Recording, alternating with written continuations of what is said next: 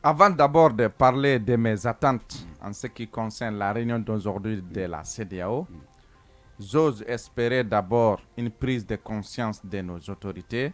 Il faut que nos autorités puissent avoir raison gardée pour vraiment éviter à nos concitoyens ce qui se pointe à l'horizon.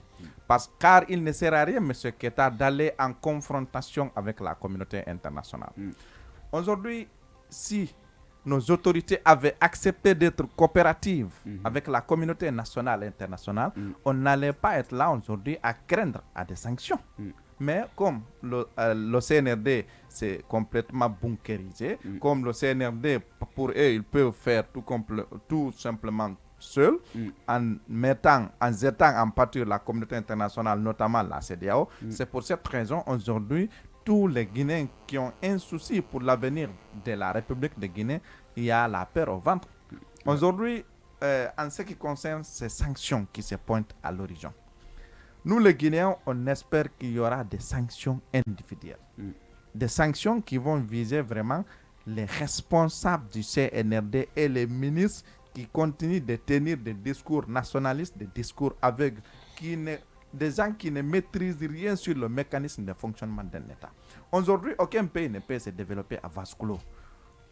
La CEDEAO, aujourd'hui, ils vont se rencontrer pour statuer sur le cas de la Guinée, peut-être le Mali et... Mais il y en a qui vous disent déjà qu'ils n'ont pas de compte à l'extérieur, qu'ils sont là déjà, ils voyagent difficilement et que cette sanction ne leur fera rien. Vous savez de quoi moi je crains?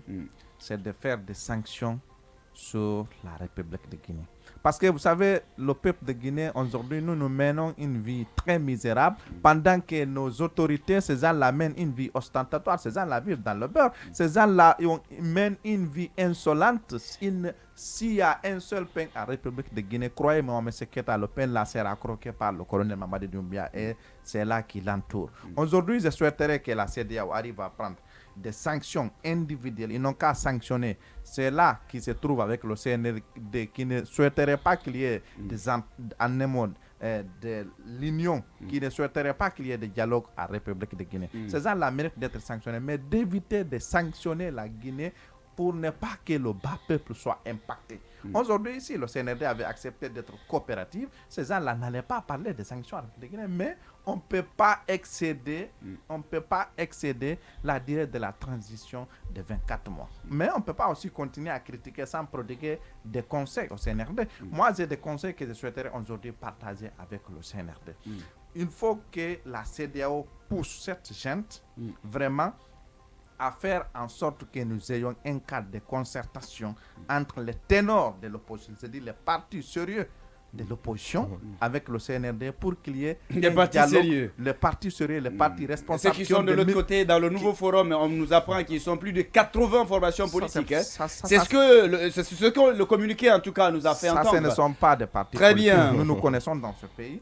Il faut que, pour terminer, que le CNRD arrive à créer un cadre de concertation avec les leaders politiques sérieux pour faire la durée de la transition une durée concertée et consensuelle. Deuxièmement, il faut faire appel à l'expertise des Nations Unies, monsieur Keita. Il faut faire l'expertise des Nations Unies pour que ces gens-là nous aident à gérer le processus électoral. Très bien. Peut-être qu'on va revenir sur ce point tout à l'heure parce qu'il a déjà donné